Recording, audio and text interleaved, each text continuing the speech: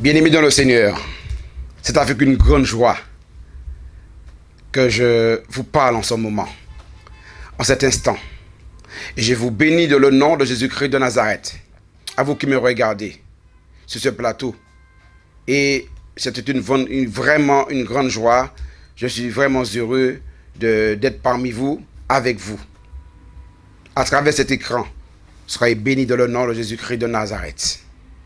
Je me présente, évangéliste Marc-Antoine Latournalde. Je suis de la Martinique, mais j'habite à Paris. Je suis un bien-aimé dans le Seigneur. Ça va donner près de presque 20 ans que je suis dans le Seigneur. Et vraiment, je vais vous raconter une histoire. Une histoire, c'est pas une histoire d'homme et debout. C'est pas un fable. C'est pas un conte. C'est une chose qui m'est arrivée véritablement, auquel je souhaite personne. De mon passé, je dirais mieux, de mon plus jeune âge, j'ai grandi à l'évangile avec ma maman, en Martinique, tout adolescent. Évacué à la prière, aller à l'église, chanter, danser, prier. Il y a une chose que je constatais, ma mère était très assidue à l'église. Le mardi, le jeudi, le dimanche, en s'asseyant sur le banc de l'église, elle aimait Dieu. Elle est vivante toujours, ma mère. Elle aime Dieu. Elle est toujours présente. Gloire à Dieu. Mais il y a une chose qui m'a attiré l'attention. C'est que une fois, j'ai constaté, en sortant à l'église avec ma mère, je regardais les yeux de ma mère, elle était en pleurs. Et assez souvent, quand elle sortait à l'église, elle était souvent en pleurs. Un jour, je me suis posé la question, qu'est-ce qui arrive à ma maman? J'étais un ado. J'ai entendu ma mère parler avec mon père une fois dans la chambre. Je n'ai pas eu l'habitude d'écouter derrière les portes. Derrière les portes. Mais j'ai eu cette audace à écouter derrière la porte. Ce jour-là, ça m'a attiré l'attention de cette conversation puisque ma maman, elle avait l'air qui pleurait. La porte baillait au corneille. Ça veut dire qu'elle était à demi ouverte et fermée. J'ai écouté ce que ma mère disait à mon père. Qu'à l'église, quand on lui faisait des atrocités, qu'on agissait mal avec elle. Et mon père, c'est un ouvrier boulanger qui travaillait beaucoup de nuit. Mais ça n'a pas surpris mon père, parce que mon père disait à ma mère, c'est même pas la peine d'y aller à l'église, parce que ce sont des gens qui sont méchants. Si c'était des gens qui étaient bien, si c'était des gens qui avaient l'amour, ils n'allaient pas te faire pleurer. Mon père a conseillé à ma mère, l'a déconseillé de ne plus aller à l'église. Mais moi, en entendant cela, ce que j'ai fait, j'ai rien dit à ma mère. Je l'ai laissé finir parler avec mon papa. Ensuite, j'évacuais mes occupations. J'ai dit à ma mère dans la semaine, maman, j'ai entendu ce que tu as dit à papa. Quand j'aurai 18 ans, je n'irai plus à l'église. J'irai plus à l'église. Ma mère m'a demandé pourquoi. J'ai dit à ma mère, j'ai entendu ce que tu as dit à papa derrière l'église, dans la chambre. J'irai plus à l'église. J'ai entendu tout ce que tu as dit à papa. Une colère est montée en moi, tout étant adolescent. J'étais venu aigri contre les chrétiens. Énervé, le mot n'est pas assez fort. La colère m'avait envahi. Je haïssais les chrétiens, tout en allant avec ma mère. De ce jour, en arrivant avec mes 18 ans, 18 ans c'est la majorité, je suis majeur, et en même temps, je pars au service militaire. Je suis parti au service militaire avec vraiment une colère, avec la rage au cœur. Ce que ma mère a vécu dans l'assemblée. Et ensuite, je dirais plus, je suis parti au service militaire en métropole. C'était prévu normalement, je devais partir en Guyane normalement. Mais Dieu merci, il y a un ami de mon quartier qui a fait de façon à connaître quelqu'un qui a permis que je parte en métropole au lieu de Guyane. Béni soit le Seigneur. C'était mon choix. Alors, ce qui s'est passé, c'est que en partant en service militaire, j'étais de la 1989-12 en métropole dans le régiment 500e RCC à Rambouillet. C'était dans les Yvelines. J'ai commencé mes 2 mois de classe. Ensuite, ce qui s'est passé, j'ai continué. J'ai vaqué mes occupations. Mais ce qui s'est passé après, je gagnais 450 francs par mois. C'était pas suffisant. Ensuite, quand je cherchais à trouver un moyen pour pouvoir trouver le moyen pour pouvoir avoir plus d'argent, c'est là que j'ai découvert le deal. J'étais parti dans une manœuvre. Mais avant cela, il y avait la bagarre à la caserne. Les Blancs étaient dans... je dirais plutôt, les Blancs étaient dans les bureaux. La plupart des Noirs étaient compagnies de combat, faisaient les travaux qui sont rudimentaires. Moi, j'ai dit aux responsables de mon secteur, au commandant, je ne suis pas venu en France pour tirer fusil, pour pouvoir, il n'y a pas de guerre, comment se fait-il que je sors, alors je suis aux Antilles, 7000 km, et je vais me coucher dans les bois, dans les cambouis, pour pouvoir, je ne suis pas venu pour ça, quoi. Moi, je suis venu pour avoir un permis de conduire. Ce qui s'est passé, c'est que quand j'ai vu cette injustice, j'ai pris quelques amis à moi pour pouvoir monter un gang. Et ils se sont retournés en arrière, ils n'ont pas voulu. Moi, ce qui s'est passé, je me suis retrouvé tout seul. Eh bien, je me suis débrouillé tout seul. Ce que j'ai fait, c'est que le plus souvent, quand il y avait de l'injustice dans la caserne, je défendais certaines personnes. À chaque fois, c'est moi qui allais en prison. Chemin faisant, nous sommes partis en mission pour pouvoir faire une manœuvre. Une manœuvre, c'est partir dans une caserne militaire pour partir faire des opérations militaires en simulation. J'ai découvert un champ de pavot, qui veut dire de marijuana, ça appartenait à un laboratoire. J'ai constaté, je savais que je pouvais exploiter cela pour pouvoir faire de l'argent. Je l'ai mis dans un sac avec quelques bonhommes qui étaient avec moi. En arrivant à la caserne, j'ai pu l'exploiter et commencer à vendre.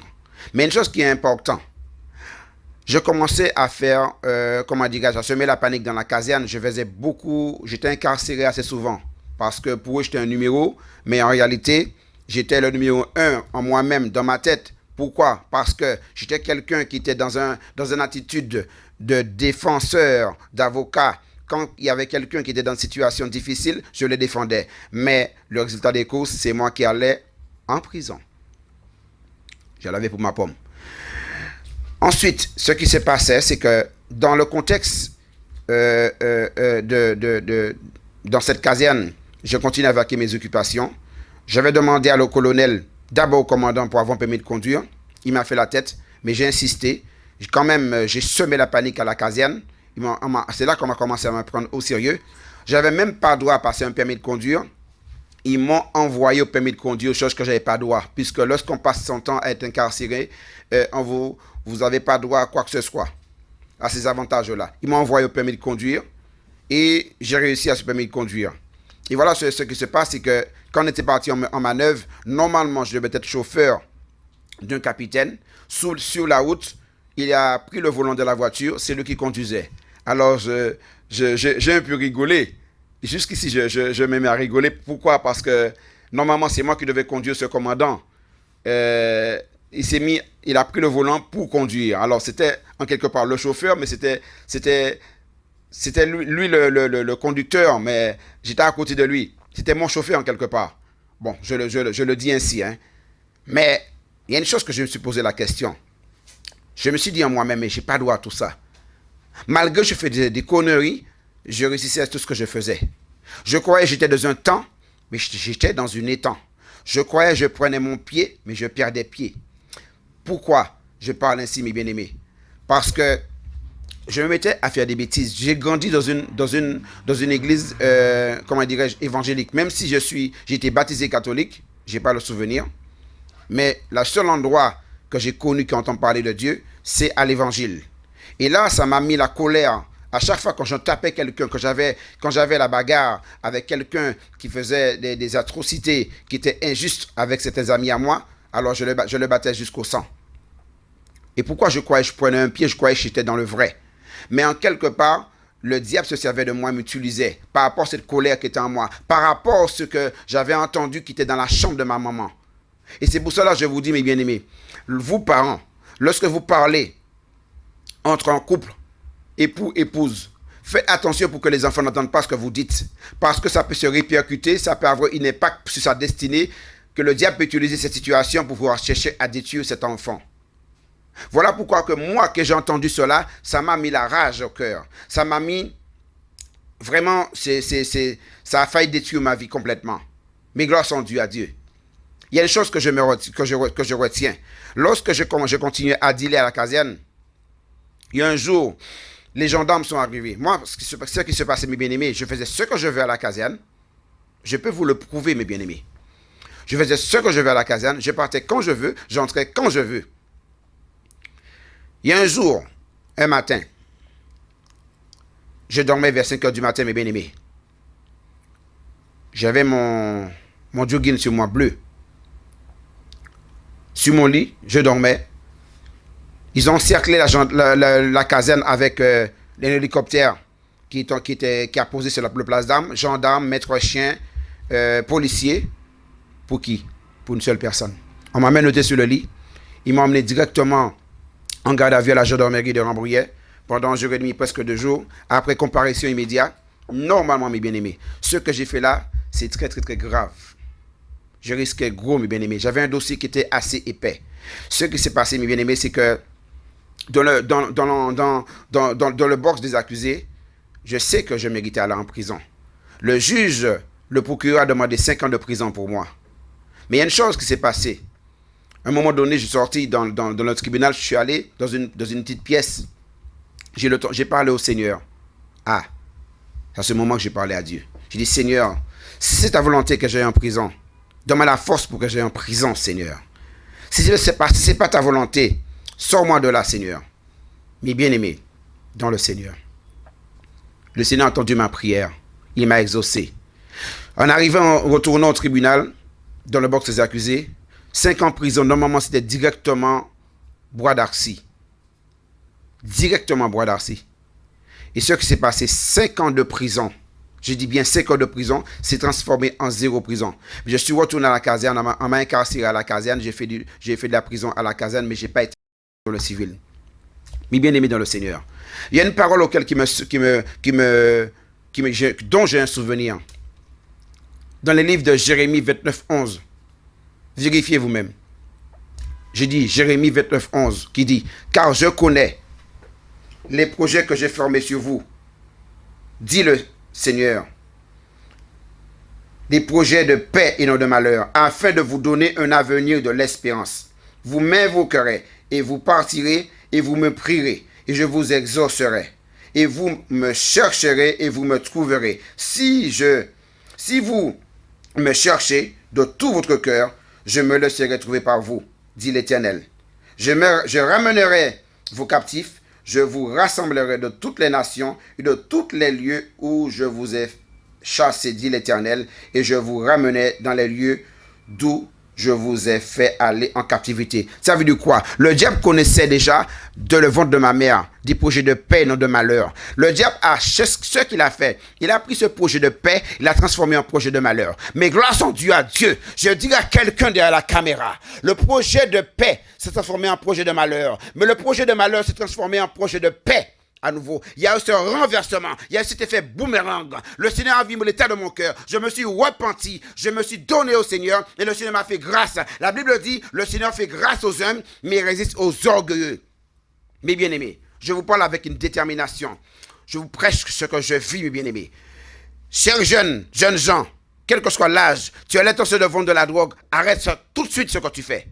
Dis-leur, délinquants, ceux qui sont dans la prostitution, ceux qui sont dans les trafics, arrête ça tout de suite. Oui, je t'écoute. Tu m'entends. C'est à toi que je parle. Je ne t'entends pas, mais Dieu me parle. C'est ça que je dois te dire. Ce que tu fais là, il faudra que tu arrêtes cela, bien-aimé. Parce que le diable, c'est un menteur. C'est un voleur. C'est un photocopieur. C'est un dérobeur. Si je ne m'étais pas repenti, si je n'avais pas écouté la voix de Dieu, j'allais peut-être passer ma vie en prison, mes bien-aimés. J'allais peut-être passer ma vie à dealer. J'allais peut-être passer ma vie à faire du n'importe quoi. chemin faisant, Dieu m'a exaucé. J'ai eu l'occasion de prendre 2 avocats, mes bien-aimés, pour pouvoir effacer les mentions sur mon casier judiciaire. Et mon casier judiciaire a été effacé totalement, mes bien-aimés. Et je peux vous dire, je peux vous le prouver. Je peux vous le prouver, mes bien-aimés. Mon casier judiciaire est blanc. L'homme va vous juger, mes bien-aimés. Mais Dieu regarde au cœur. Il sonde les cœurs et les reins.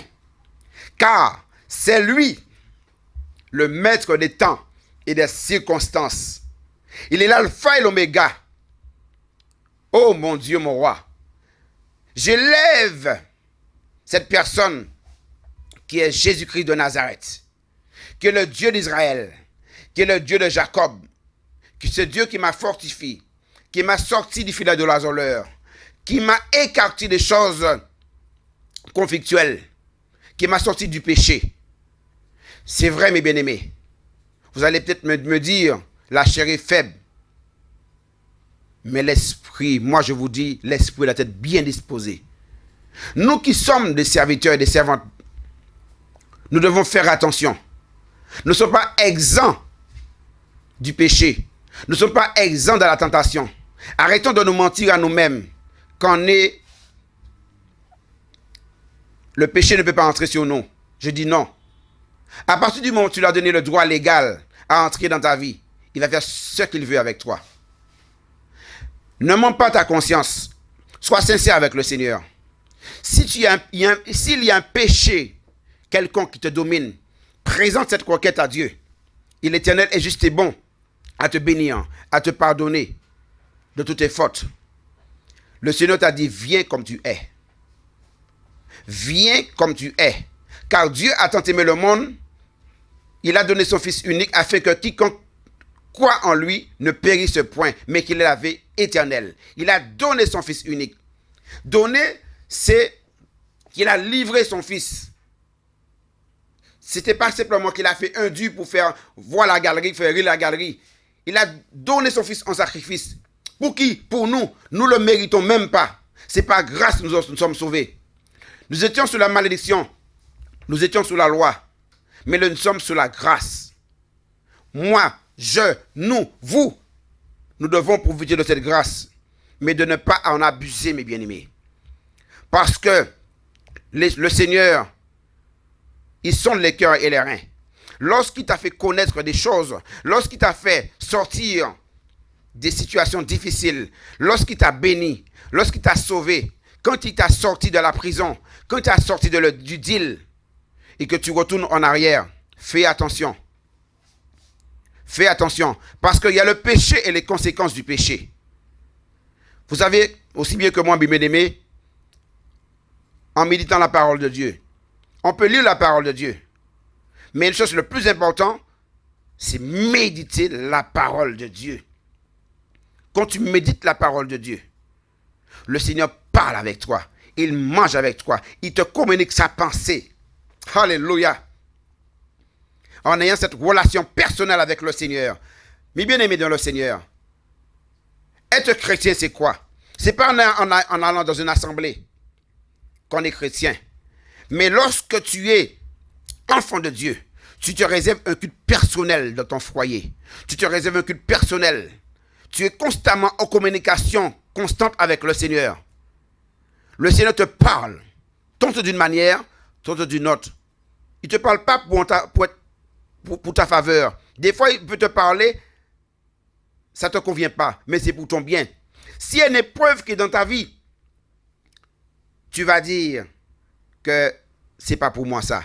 Mais Dieu le permet, c'est pour sa gloire demain. Là où je vous parle maintenant, mes bien-aimés, je glorifie le nom du Seigneur.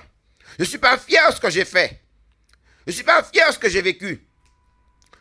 Bien entendu, je suis né dans une famille chrétienne. À la fait raison, je n'aurais pas dû me trouver dans le deal. Mais j'ai voulu faire qu'à ma tête. Ce n'est pas le fait de 10 ans, 20 ans dans une église qu'on est sauvé. Si tes péchés sont comme la chromasie, si tu es docile, tes péchés deviendront blancs comme la neige.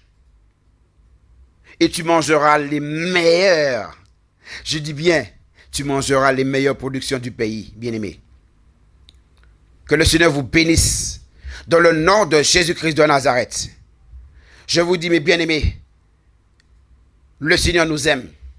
Restons fixés nos yeux sur le Seigneur. Faisons une repentance sérieuse, une véritable repentance. Car il y a des vraies repentances, il y a des fausses repentances. Arrêtons de nous voiler la face, mes bien-aimés. Parlons avec le Seigneur.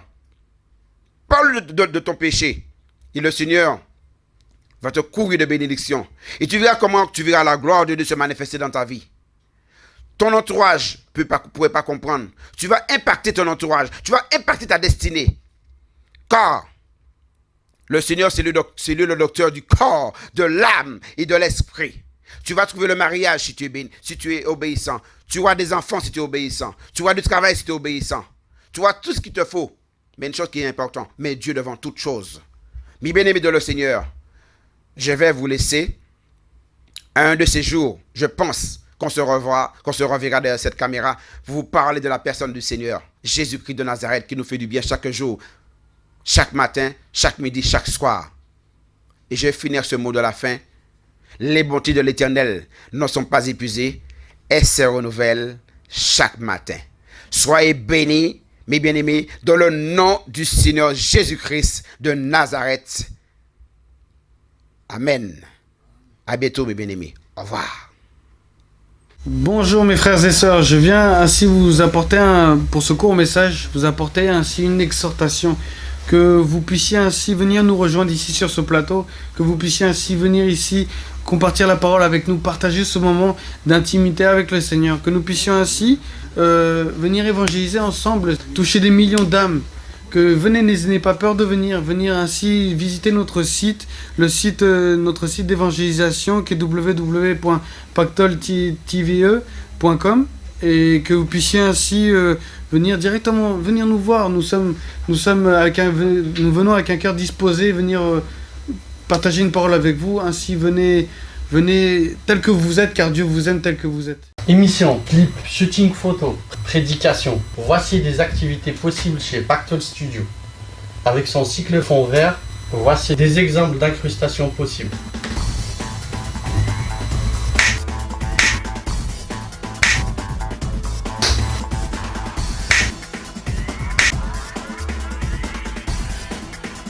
Venez rencontrer une équipe de professionnels chez Pactol Studio.